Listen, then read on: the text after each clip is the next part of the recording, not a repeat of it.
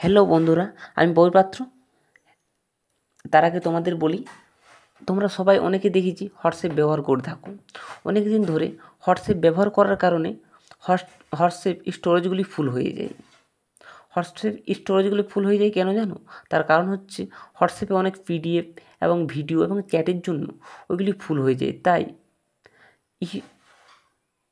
তোমাদের এই হোয়াটসঅ্যাপে স্মার্টফোন থাকা অনেকটাই স্টোরেজের জন্য দখল করে নেয়। কিন্তু আপনারা যদি এই ভিডিওটা দেখতে থাকুন, আপনাদের ফোনে হোয়াটসঅ্যাপ ইনস্টল অ্যাপসটা ওপেন করবেন। ওপেন করার পর ওখানে 3 ডট যে অপশান আছে ওখানে ক্লিক করবে। ক্লিক করার পর সেটিংয়ে আসবে। সেটিংয়ে আসার পর এখানে লেখা আছে দেখো স্টোরেজ ম্যানেজ বলে, ম্যানেজ স্টোরেজে ক্লিক করবে। এখানে দেখো অনেকটাই জায়গা ধরে রেখেছি। এটা খালি করার জন্য তোমাদের যেসব বন্ধুদের শো করছে তাদের হোয়াটসঅ্যাপে গিয়ে টিক চিহ্ন দিয়ে ডিলিট করে দেবে, তাহলে তোমাদের অনেকটা খালি হয়ে যাবে।